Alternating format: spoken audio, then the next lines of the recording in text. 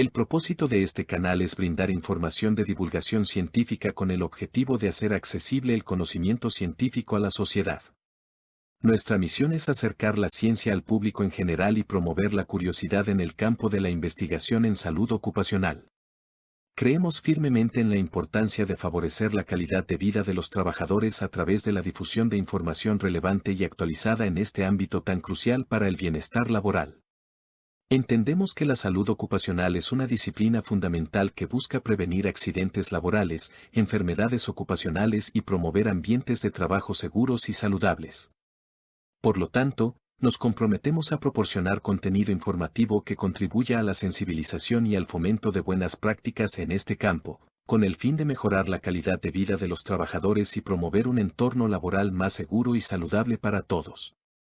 A través de este canal, nos esforzamos por difundir conocimientos científicos de manera clara, accesible y relevante para que tanto trabajadores como empleadores puedan estar informados y tomar decisiones informadas en relación a la salud ocupacional.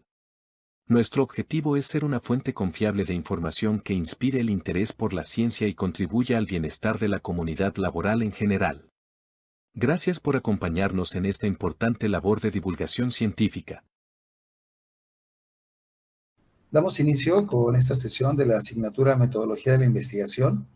Es el grupo 421-0 de teoría de licenciados en medicina. Voy a compartir mi pantalla para observar en la plataforma Blackboard la actividad del día de hoy.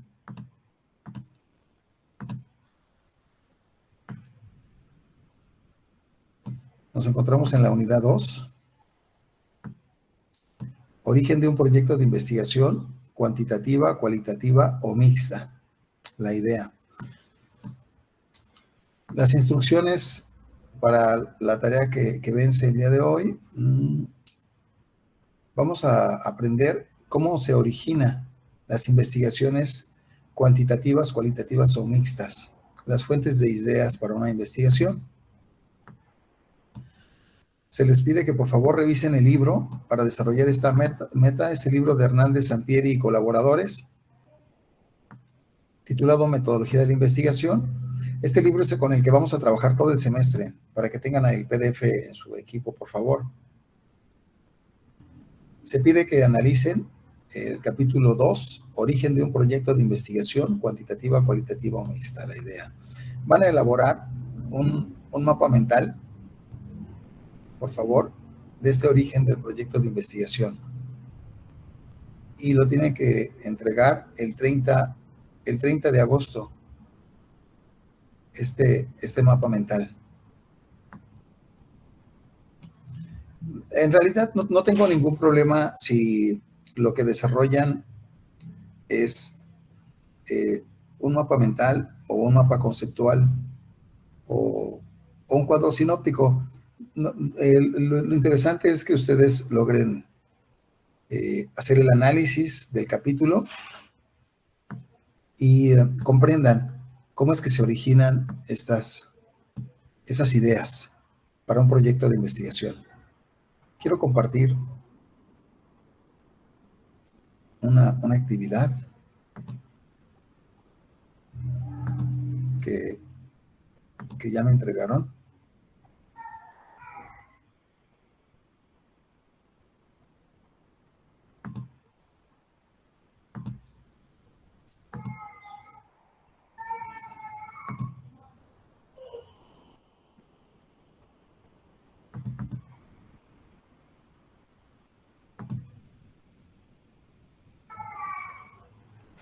Ok.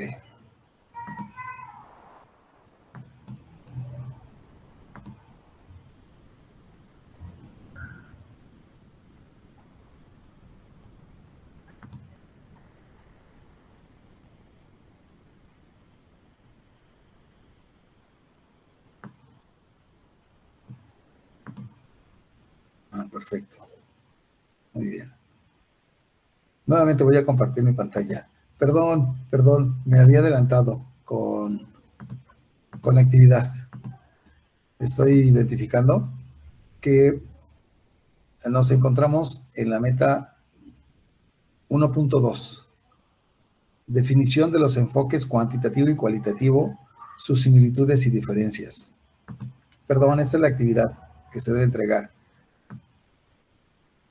Me estaba confundiendo y acabo de analizar que hoy, 23 de agosto, es esta actividad. Nos encontramos en las definiciones de los enfoques cuantitativo y cualitativo, sus similitudes y diferencias. ¿Qué voy a aprender? A identificar las definiciones de los enfoques cuantitativos y cualitativos. Sí, corazón, me llamaba la atención el mapa mental.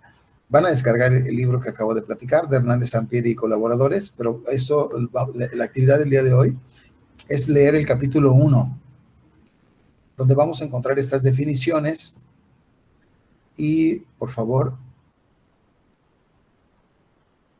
van a elaborar un cuadro sinóptico de estas definiciones. Perfecto.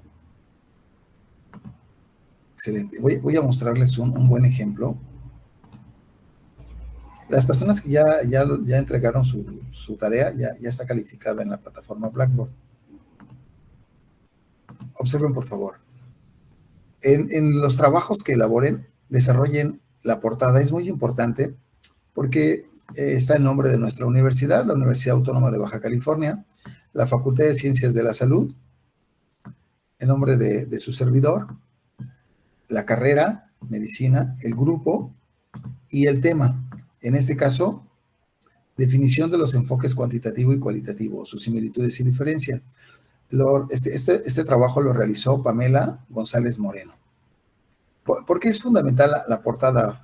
De entrada nos genera un sentido de pertenencia a nuestra universidad, nos sentimos orgullosos por pertenecer y ser cimarrones, y esto le da la formalidad al lector de quién es el autor, el grupo, el tema.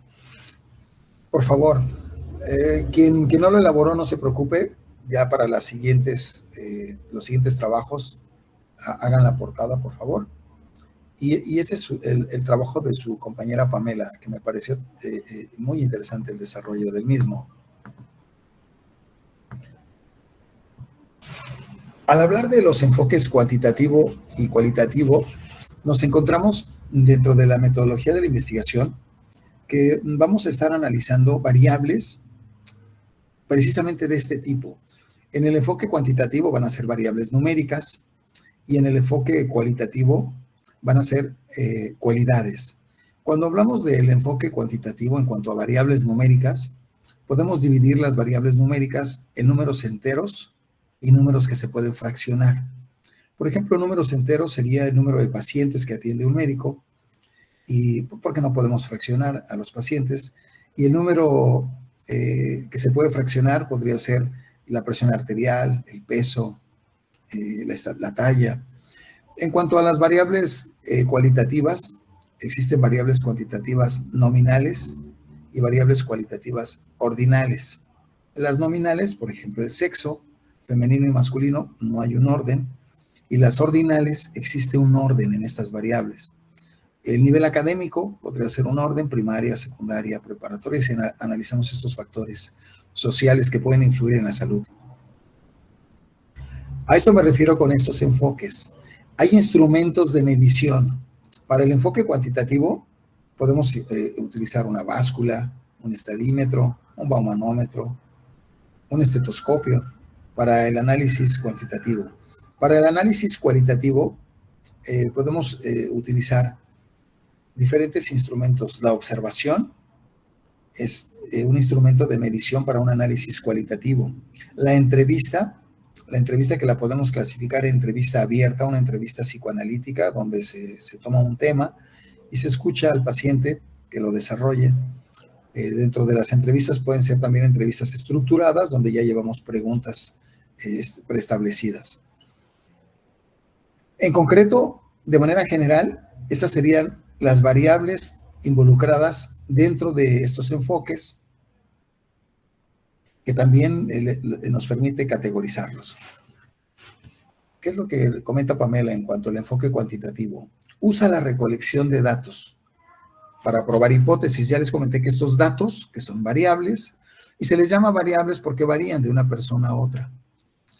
Hay algunos datos que son datos que no varían, que son constantes, pero en este caso estamos analizando estos datos para probar hipótesis. Observe, por favor, en un enfoque cuantitativo.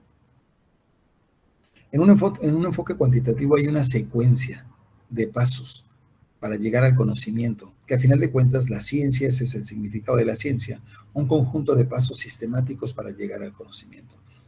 Esto es la definición del diccionario de la Real Academia Española. Lo que intentamos en este enfoque cuantitativo es partir de un marco teórico. Se desarrolla un marco teórico, un estudio empírico, donde identificamos artículos científicos, por ejemplo, de un tema durante los últimos 5 años, porque la ciencia evoluciona y se sugiere que se analicen documentos de los últimos 5 años para estar a la vanguardia en cuanto al conocimiento. Se elabora este marco teórico sobre el tema en específico. Pensemos en estrés psicológico. De acuerdo con Richard Lazarus, el estrés psicológico es el estrés que percibe una persona. Si percibe factores de riesgo que ponen en peligro su bienestar, es ahí donde surge el estrés psicológico. Podríamos estar analizando artículos científicos sobre estrés psicológico de los últimos 5 años. Generamos nuestro marco teórico, tenemos ya una variable que es la variable estrés. ¿Cómo podemos medir la variable estrés? Bueno, podríamos medirla si fuera, por ejemplo, el estrés fisiológico, podríamos medirla mediante las pulsaciones, podríamos estar analizando mediante un estudio de laboratorio o una prueba ELISA, una hormona, porque bueno, el sistema límbico es el que los sentidos perciben estos factores de riesgo. El sistema límbico analiza estos factores de riesgo y los pone a consideración de la experiencia que ha tenido el ser humano y automáticamente segrega hormonas mediante el sistema endocrino. El estrés se relaciona con una emoción negativa, que es el temor.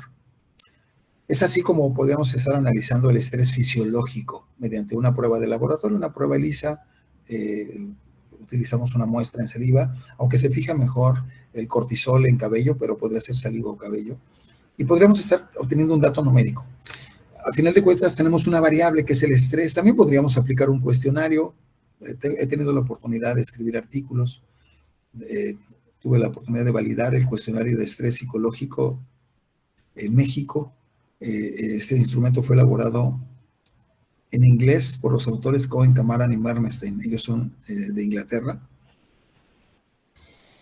Pero al final de cuentas podríamos con un número asignarle un valor al estrés. En el caso de esta escala del cuestionario de 14 preguntas, el rango va de 0 a 5. Niveles de 1 a 1.5 es un estrés bajo. De 1.6 a 3 es un estrés moderado y de 3.1 a 5 es un alto nivel de estrés. Tenemos nuestra primera variable, que es nuestra variable dependiente, el evento de estudio, el estrés. Y podremos estar analizando otro conjunto de variables numéricas que generan el evento. Se le llaman variables independientes, aquellas variables que generan, por ejemplo, el estrés. Y podríamos también asignarles un número, por ejemplo, los médicos que están laborando en una organización, ya sea en una institución pública o en una organización privada. Dentro del entorno organizacional, un factor que genera estrés es la carga de trabajo.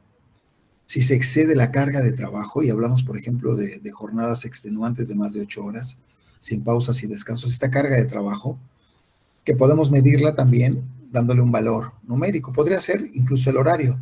Si el horario es de 8 horas o más, se le asigna este valor numérico. Ya tenemos una variable independiente que podríamos con eso estar conformando nuestra hipótesis de estudio. La hipótesis no es más que la utilización de estas variables dentro de un enunciado, dentro de una afirmación.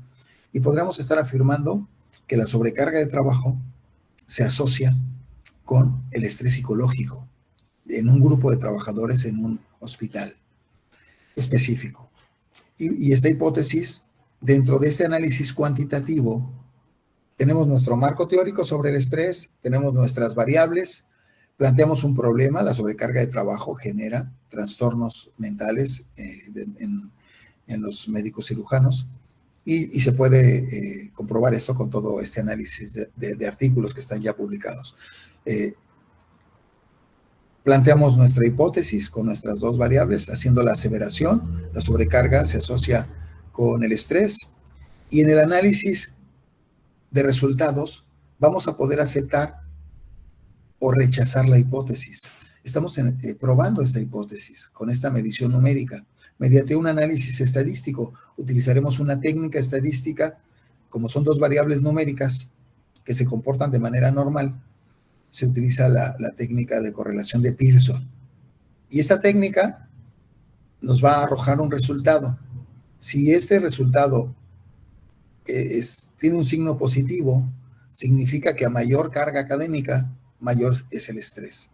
Y estaríamos aceptando nuestra hipótesis. Si el valor que arroja esta prueba estadística, la correlación de Pearson, es negativa, pues estaríamos diciendo lo contrario, que a mayor carga de trabajo, menor es el estrés.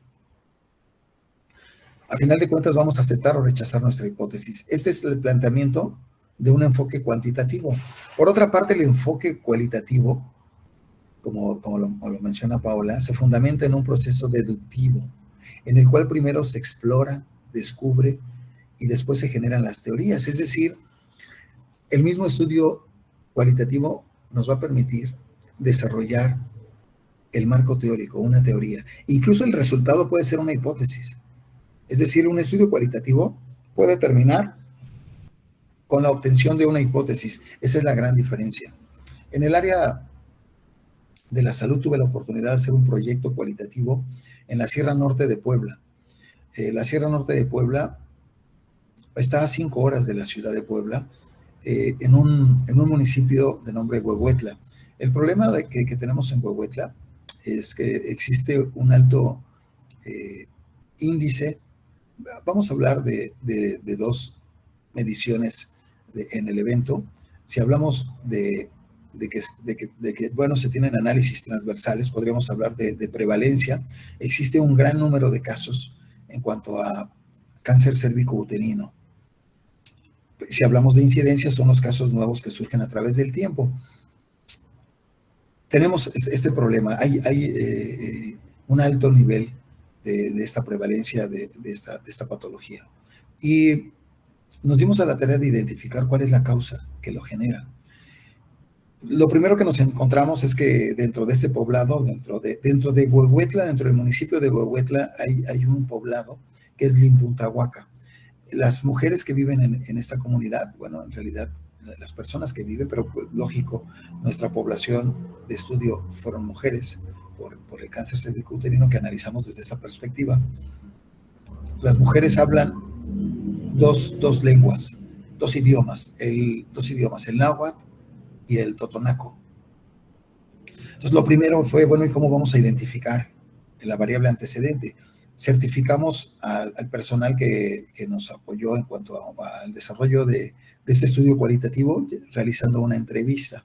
Primero se certificaron ante la UNAM como expertos en estos idiomas, se aplicó la entrevista y logramos analizar que el factor que antecedía es que por la cosmovisión que guardan, por la cultura, por la forma de vida, no ven adecuado las parejas de las mujeres y el líder de la comunidad, que las mujeres asistan al hospital comunitario y que se les tome su examen de Papa Nicolau y que sea un médico de sexo masculino el que toma la muestra. Cuando lo identificamos, lógico, se implementaron intervenciones dirigidas hacia dos cuestiones. Una de ellas, que estuviera una enfermera egresada de la Universidad Intercultural que habla estos dos idiomas, que estuviera trabajando dentro del mismo hospital para atender a estas mujeres, y además también que el médico o la médica que las atendiera fuera mujer, y esto pues preservando este aspecto cultural. Se logró tener un impacto en este proyecto de investigación. Lo presentamos en Sinaloa, presentamos el proyecto de investigación. Este es el enfoque cualitativo. Observen, por favor, sus similitudes. Observación y evaluación de fenómenos. Ambos evalúan fenómenos. A consecuencia de lo observado y evaluado, se establecen ideas y suposiciones. Hablamos de suposiciones como hipótesis. En el cuantitativo, las comprobamos, ya sea que se acepten o se rechacen. Y en el cualitativo, podemos generarlas. Se fundamentan sus ideas y las mismas suposiciones, se proponen nuevas observaciones y evaluaciones. Ambos métodos pueden estar proponiendo nuevas observaciones y nuevas evaluaciones. Cuando hablamos de la diferencia, pues prácticamente nos estamos enfocando, la diferencia entre el cuanti y el quali, nos estamos enfocando al objetivo, en este caso al cuantitativo. Es objetivo, el cuantitativo es numérico, es objetivo, es tangible. Busca generar y probar teorías, aceptando o rechazando hipótesis, una lógica deductiva. Hay una unidad entre ciencias naturales y las sociales. El investigador es neutral, el investigador analiza a distancia el fenómeno sin involucrarse. Los fenómenos tienen un papel pasivo. Las teorías generadas son extensiones de estudios previos. Se prueban las hipótesis. La investigación es estructurada, por eso les comento, un marco teórico, un planteamiento del problema, una justificación, los objetivos. Lógico, tenemos nuestras variables, nuestra hipótesis para que en los resultados aceptemos o rechazamos la hipótesis, y las conclusiones, donde nuestros resultados son comparados con los resultados que se analizaron en estudios previos. Es decir, retomamos el marco teórico para la parte final, que son las conclusiones, compararlo con nuestros resultados. Si son parecidos a los que hemos encontrado o no. Ahí la conclusión es la parte enriquecedora del proyecto de investigación, que es un proyecto estructurado. Se pretenden generalizar los datos. La naturaleza de los datos es cuantitativa, es decir, es numérica.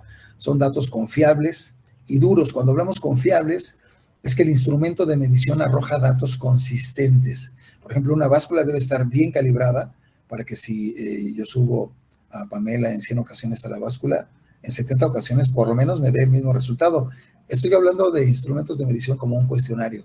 En un cuestionario, 70 de 100 ocasiones debe dar el mismo resultado. A eso me refiero con confiabilidad.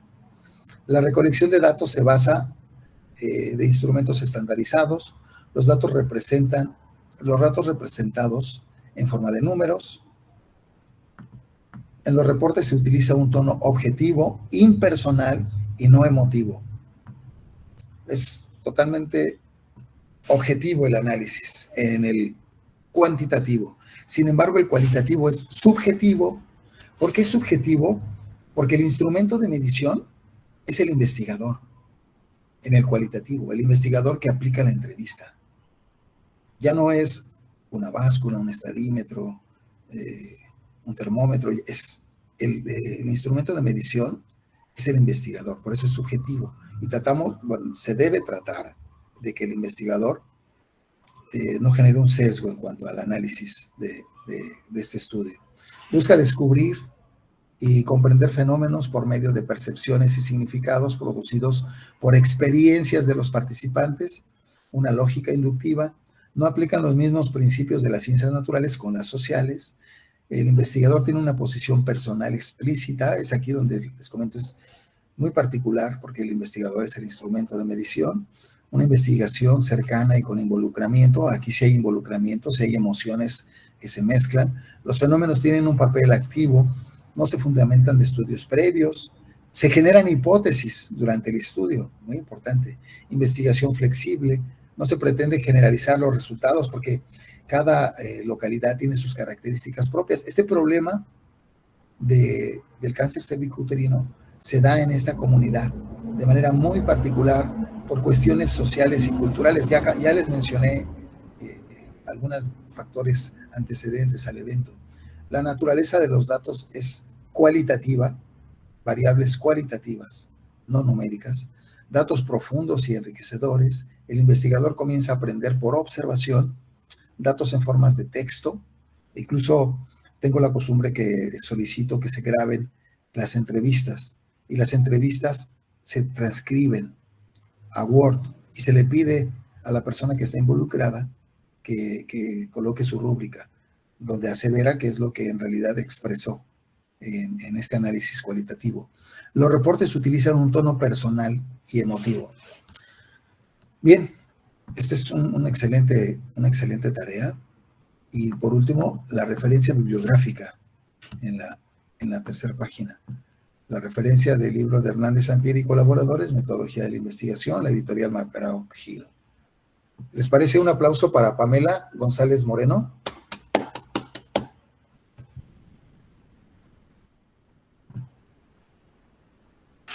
Te manda felicitar Rosalío, observo aplausos de tus compañeros. No, gracias a ti, Pamela, Sonia, María.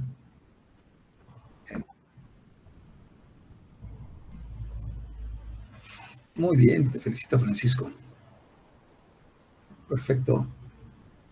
Me dice, estoy leyendo sus comentarios. No paso lista, Giselle, porque de manera automática, estoy grabando la clase de manera automática al terminar la sesión. Google Meet me manda la lista en Excel, es una maravilla, estas tecnologías de la información y comunicación. Como entran ustedes a Google Meet por su correo institucional, me genera la lista. Por eso es que no paso. Tengo por costumbre, por educación, saludar a mis alumnos, pero recibo la lista y entonces otorgo puntos por asistir. Espero haber dado respuesta, Giselle, tu duda. Me dice Francisco, profesor, ¿podría decir que el médico al realizar el interrogatorio del paciente está llevándolo de una forma cualitativa? Refiriéndome que el interrogatorio es cualitativo. Totalmente de acuerdo contigo, Francisco. Si de manera intencional tú lo que intentas es aplicar, por ejemplo, en este caso, el interrogatorio al paciente mediante una serie de preguntas ya preestablecidas o preguntas abiertas, pero si, por ejemplo, empezamos dentro del mismo interrogatorio a utilizar un apartado específico donde vamos a obtener datos duros, Francisco, datos numéricos, les decía yo, peso, talla, ¿qué podríamos obtener con estas dos variables numéricas dentro de un análisis al paciente? ¿Qué se les ocurre? ¿Qué indicador, qué índice obtenemos con el peso y la talla? ¿Pueden abrir sus micrófonos o escribir en el chat? Obesidad. Obesidad, y lógico, la obesidad, basándonos en un análisis numérico. Llevamos a cabo un cociente entre la estatura dividida. El índice de masa corporal. El índice de masa corporal, estatura entre talla al cuadrado, y hay una norma oficial mexicana que nos va a mencionar si el valor es superior a 3. Estamos hablando de obesidad mórbida, Rosalío. Entonces, Francisco, podemos nosotros estar utilizando un instrumento cualitativo en el interrogatorio, que es una entrevista, y además estar fortaleciendo con datos numéricos. Es ahí donde está el sistema mixto. Desde mi perspectiva como investigador, yo tengo por costumbre hacer los proyectos de investigación y generar un análisis mixto, porque me permite obtener un dato duro al hacer la entrevista, y por eso les digo por costumbre también, la entrevista que grabo, la transcribo a Word. Hablo en primera persona, pero lógico, tengo una serie de colegas que colaboran en ese sentido, y comparo el análisis cualitativo con el cuantitativo, lo comparo. Y al momento de compararlo, puedo identificar su convergencia o divergencia. En el caso de lo que menciona Francisco, por ejemplo, si en la entrevista con el paciente intento identificar sus hábitos en cuanto a su condición física, sus hábitos de ejercicio, un aspecto nutricional, mediante la entrevista. Y posteriormente, cuando le pido los datos numéricos, me da su peso, su talla, y si considero que lleva una dieta balanceada y la actividad física es ideal, pues, ¿qué es lo que está sucediendo? Porque su índice de masa corporal está fuera de un estándar normal. Podremos estar hablando de sobrepeso, por ejemplo, obesidad tipo 1. ¿Sí se dan cuenta la relevancia? Por eso es interesante, Francisco, tu pregunta, es interesante tu pregunta. Y es ahí donde utilizamos un método mixto, que desde mi posición como investigador es lo ideal. Espero haber dado respuesta a tu duda, Francisco. Sí, maestro. Sí, es lo que estuve leyendo en el texto que nos compartió. sí, en el interrogatorio se vuelve en un momento dado cuantitativo, cualitativo, pero termina siendo mixto realmente, porque en el interrogatorio haces una mezcla de preguntas sobre su condición física, por ejemplo, preguntas números de cada, o sea, haces una mezcla, vamos a decirlo así, de una información, de preguntas en el cual te van a dar una referencia a lo que le está causando, pues, el problema por el cual llega, por ejemplo, en este caso, digamos, urgencias. Entonces sí se vuelve, al fin de cuentas se vuelve formando como dándosele un enfoque mixto, ¿no?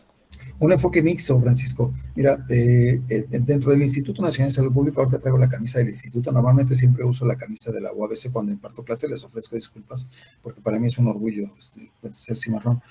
En el instituto existen, por ejemplo, una maestría en ciencias en epidemiología, donde tengo alumnos en medicina que están estudiando el posgrado con beca CONACYT.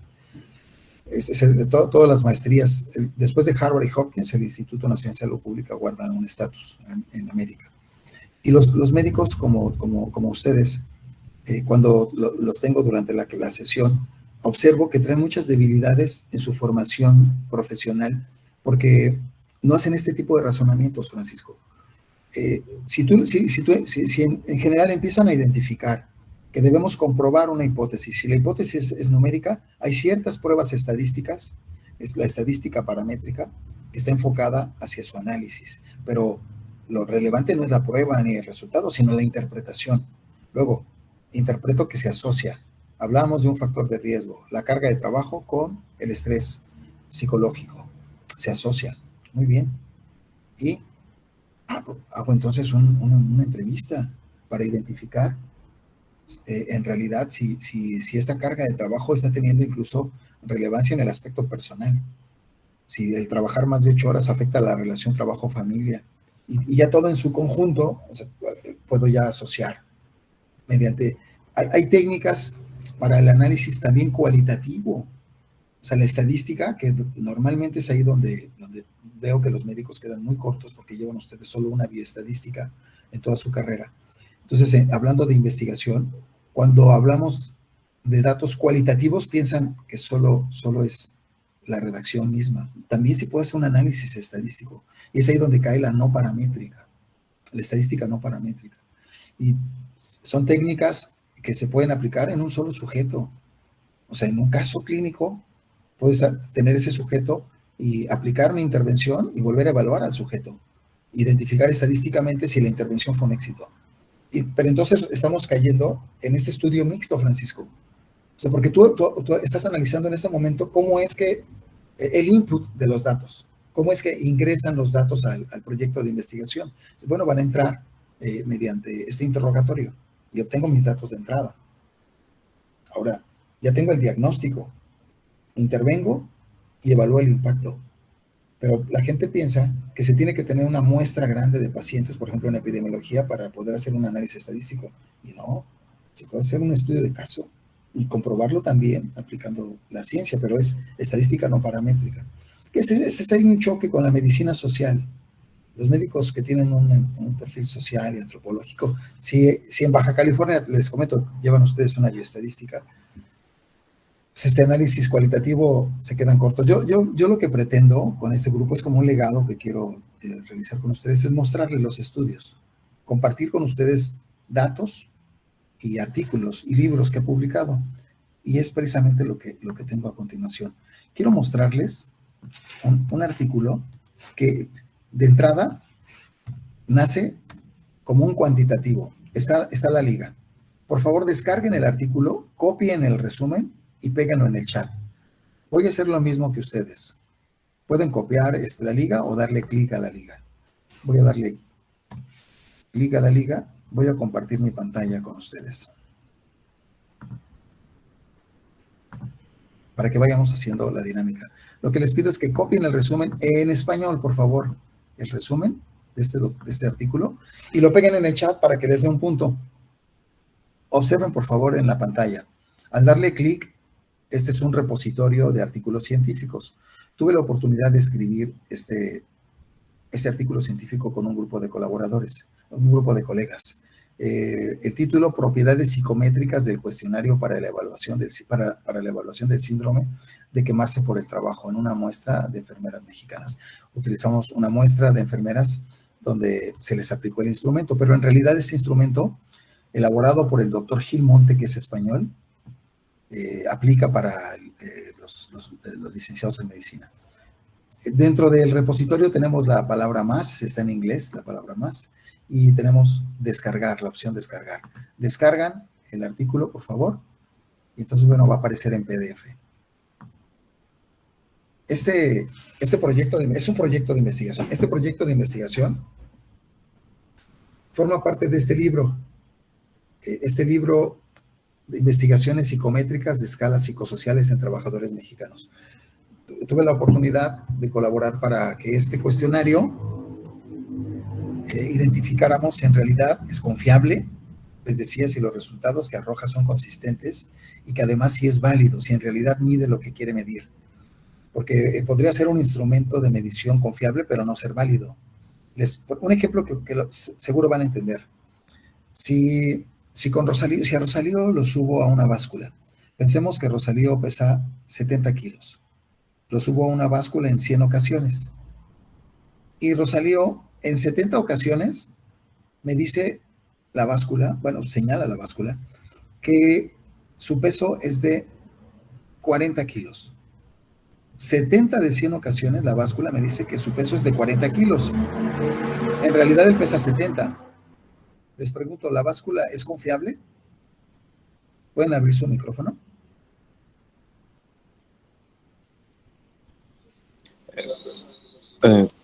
¿Cuál fue la pregunta, maestro? Perdón. Sí, la pregunta es, para los cuestionarios, los instrumentos de medición de tipo cuestionario, hay un estándar a nivel internacional y nacional, que es el instrumento, el cuestionario, debe tener 70 de 100 ocasiones el mismo resultado para que sea confiable. Como médicos les pregunto, tenemos una báscula, es un instrumento de medición. A Rosalío pesa en realidad 70 kilos, él pesa 70 kilos. Lo voy a subir a la báscula en 100 ocasiones. En 70 ocasiones de 100, la báscula me dice que Rosalío pesa 40 kilos. ¿Es confiable la báscula? No, claro que no. Bueno, la báscula es confiable. Chequen esto, por favor. La confiabilidad es la consistencia. ¿Me está repitiendo el mismo peso? Sí, 40 kilos. Me está repitiendo el mismo peso. Incluso me lo podría haber repetido 100 de las 100 ocasiones. Él no pesa 40, pesa 70. Y en las 100 ocasiones, la báscula me dijo que pesa 40. Me lo mostró, perdón. Muy bien. ¿Es confiable? Sí, porque es consistente. Hay una gran diferencia. ¿Es válido el resultado? No, no es válido, porque él pesa 70. Así los instrumentos de medición. Ese instrumento es un cuestionario. Lo que nos dimos a la tarea, utilizamos estadística avanzada. Lo más sofisticado en estadística, que son modelos de ecuaciones estructurales. Cuando hablemos de una hipótesis, este modelo es mi hipótesis.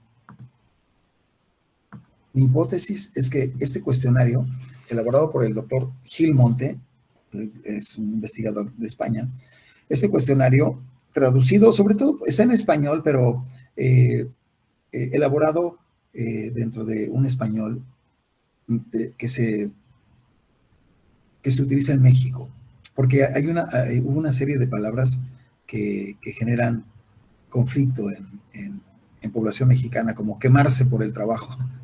O sea, quemarse no es algo como, esa palabra no se utiliza sobre todo en la zona norte del país. Este es el modelo hipotético. El modelo hipotético, o sea, nuestra hipótesis es que los médicos que laboran, por ejemplo, en la pandemia, observen, por favor, es un trabajo extenuante, carga de trabajo excesiva, largas jornadas. Primero tenemos la ilusión por el trabajo.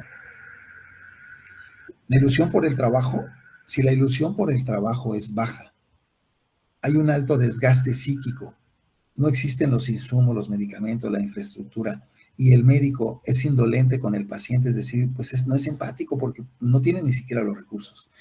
Pero eso le genera al personal de salud un sentimiento de culpa por ser indolente. Es ahí donde surge el burnout. este síndrome de quemarse por el trabajo. El doctor Gilmonte mejora los instrumentos de Christina Madlack y elabora cuestionarios muy específicos para cada profesión.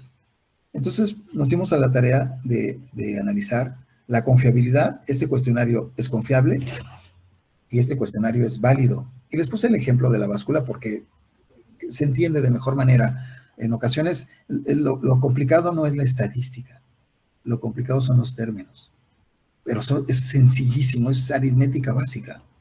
Observen el cuestionario. Ilusión por el trabajo. Si en este caso este instrumento puede ser llenado por los médicos y las médicas. Observen, por favor, empezamos con la primera pregunta de ilusión por el trabajo. Mi trabajo me supone un reto estimulante. Veo mi trabajo como una fuente de realización personal.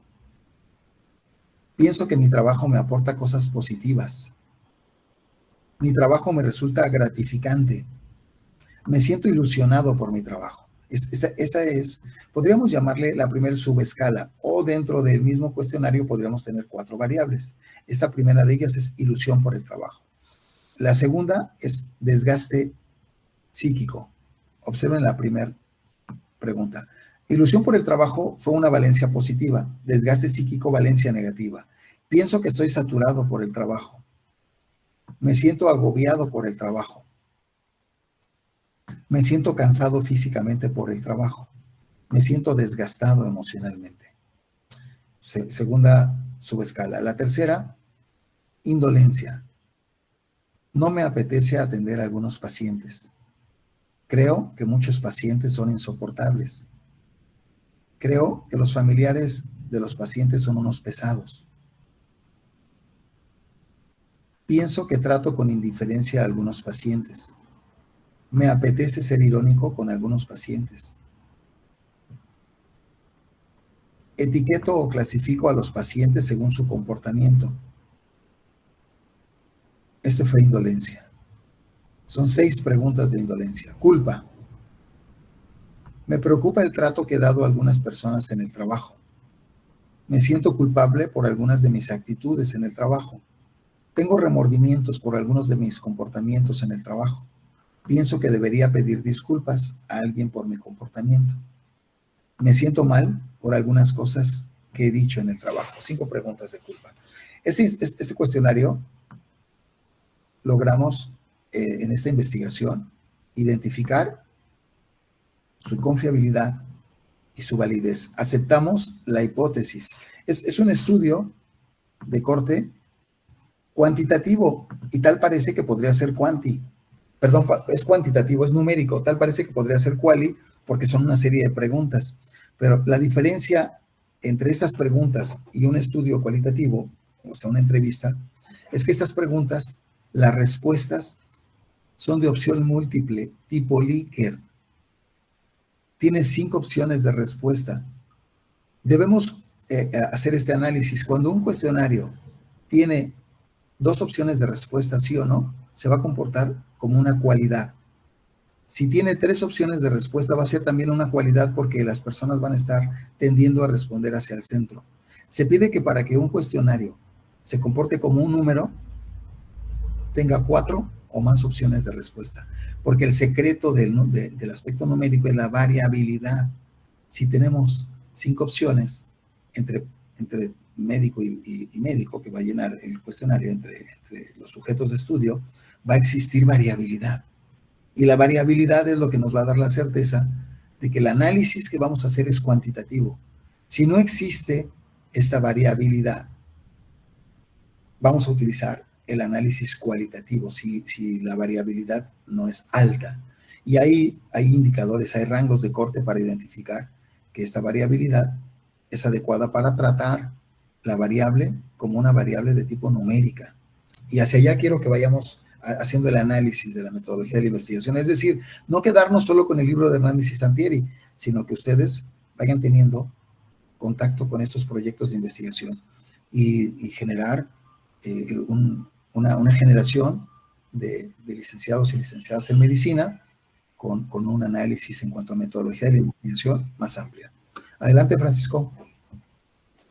Profe, nada más por ejemplo, hablando específicamente de México, también entraría en esa cuestión de lo que nos estaba comentando del estudio, el hecho de que es un lugar muy tradicionalista o de costumbres, porque ya ve que se maneja mucho como le digo específicamente en México, el que tienes que trabajar 20,000 horas, vamos a decirlo así, para que produzcas más, para que te sientas más, para que seas considerado, para que hasta un hombre, o sea, un hombre trabaja mucho, una mujer trabaja mucho, o sea, es esa visión que se tiene que no por hacer tanto vas a producir tanto, muchas veces no es así, ya ve que hay países que tienen modificados sus horarios de trabajo y se han vuelto más productivos por el hecho de tener periodos más de descanso. En algunos países tienen entre el turno como momentos o ratos de relajación, de ocio, de descanso, y eso los vuelve más productivos, ¿no? Incluso vamos a decir que así, trabajando menos horas se produce más, pero en México ya ve, bueno, yo lo considero que es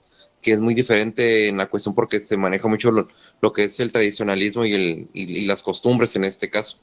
Sí, tu perspectiva es una perspectiva cualitativa, que has hecho un análisis de la experiencia propia que tienes y seguramente has identificado, bueno, estamos en Baja California, que es una línea fronteriza y el exceso de carga laboral pues, prevalece en esta región del país.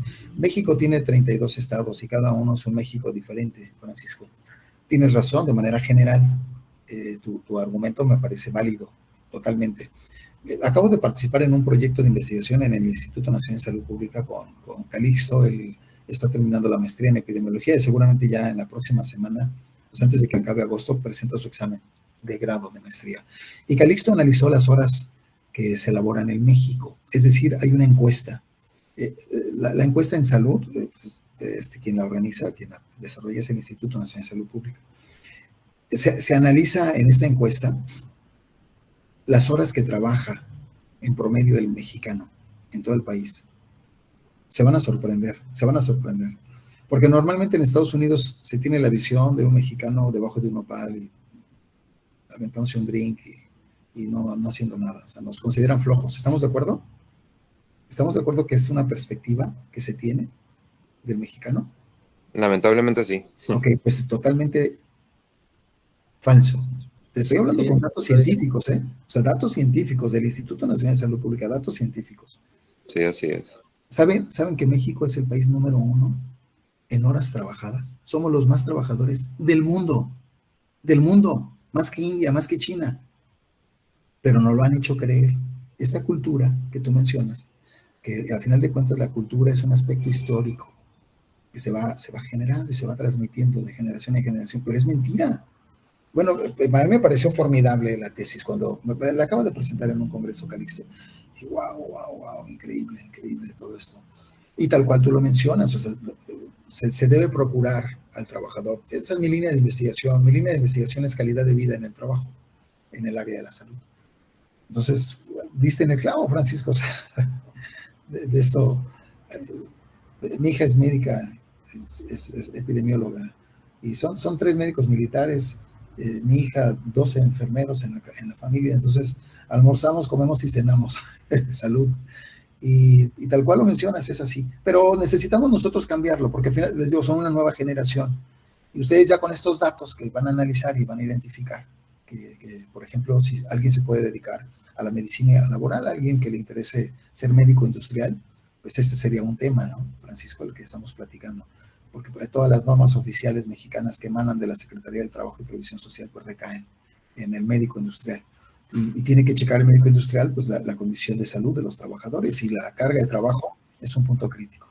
Pero excelente. Pues esto es lo que preparé para ustedes. Adelante, Rosalío. Bueno, yo tengo un comentario hacia eso. Cuando son, un ejemplo, ¿no? Cuando es el trabajo es físico, es obvio que no va a ser lo mismo que un trabajo en donde se ejerce lo mental.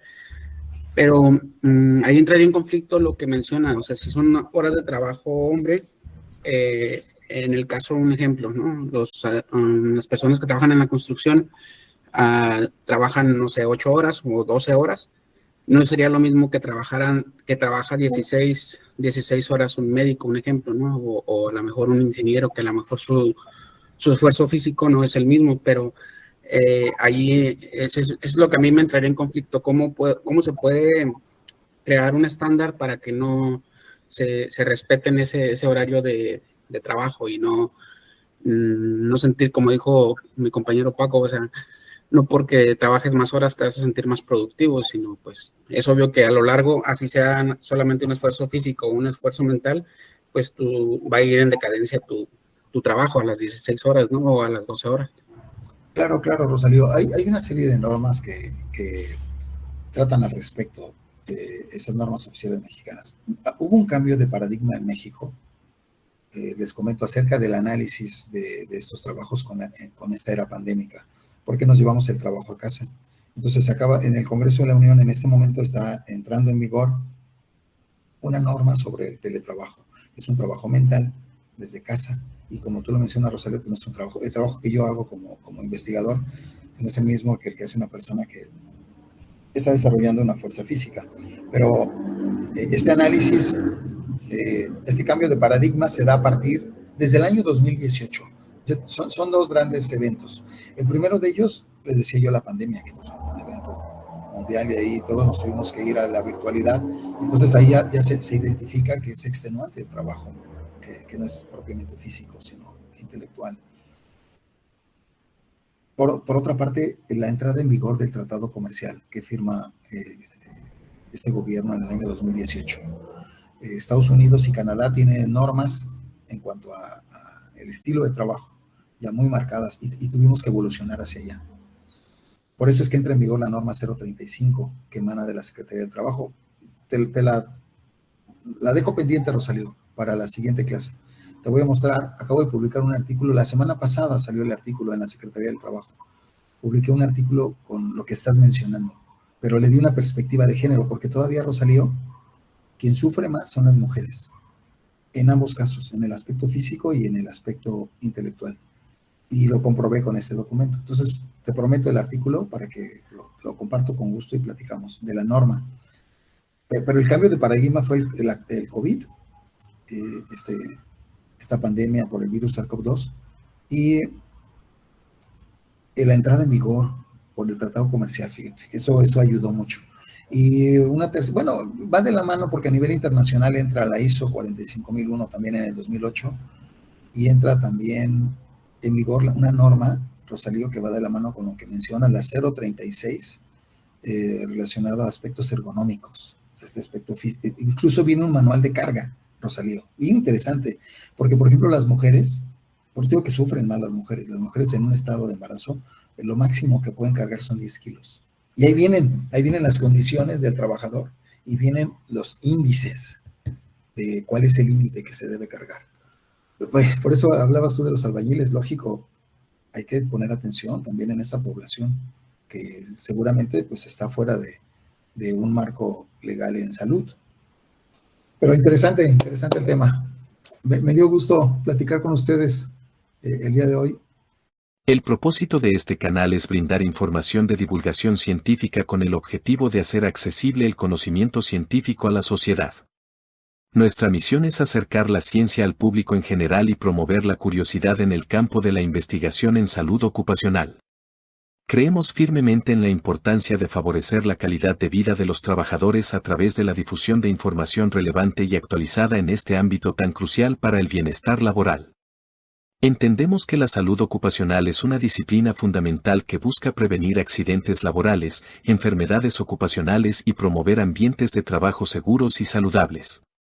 Por lo tanto, nos comprometemos a proporcionar contenido informativo que contribuya a la sensibilización y al fomento de buenas prácticas en este campo, con el fin de mejorar la calidad de vida de los trabajadores y promover un entorno laboral más seguro y saludable para todos. A través de este canal, nos esforzamos por difundir conocimientos científicos de manera clara, accesible y relevante para que tanto trabajadores como empleadores puedan estar informados y tomar decisiones informadas en relación a la salud ocupacional. Nuestro objetivo es ser una fuente confiable de información que inspire el interés por la ciencia y contribuya al bienestar de la comunidad laboral en general. Gracias por acompañarnos en esta importante labor de divulgación científica.